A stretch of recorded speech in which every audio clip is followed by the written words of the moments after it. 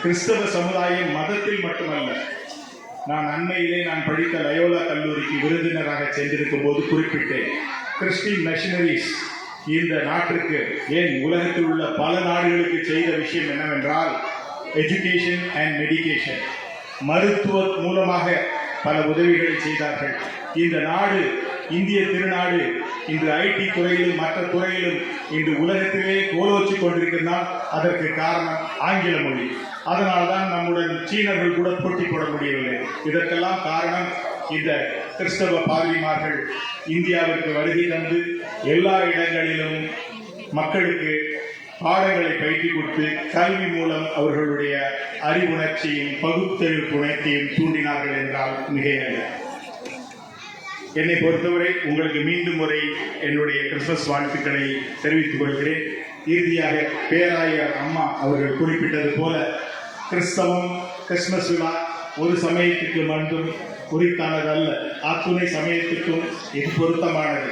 என்னை பொறுத்தவரை கர்த்தரும் மேய்ப்பனே, கண்ணனும் மேய்ப்பனே. கிறிஸ்துமஸ் வாழ்த்துக்கள். வாழ்க.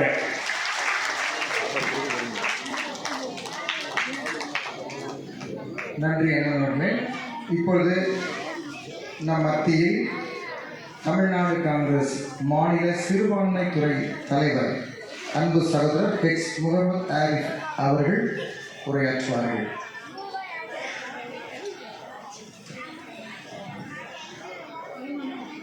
தமிழ்நாடு காங்கிரஸ் கிறிஸ்தவ பேரவை கிறிஸ்துமஸ் விழாவில் தலைமையேற்றிருக்கும் அருமை அண்ணன் ஜி.கே. தாஸ் அவர்களே, முன்னிலை வைக்கின்ற சகோதரர் திரவியம் அவர்களே, இந்த நிகழ்ச்சியிலே சிறப்பழைப்பாளராக எங்களை எல்லாம் வழிநடத்தும் சமத்துவ நாயகர், எங்கள் மரியாதைக்குரிய தமிழ்நாடு காங்கிரஸ் கமிட்டியினுடைய தலைவர் செல்வப்பெருந்தகை அவர்களே, துணைத் தலைவர் அண்ணன் சொர்ணா சேதுராமன் அவர்களே, அமைப்பு பொதுச் செயலாளர் திரு ராம்மோகன் அவர்களே,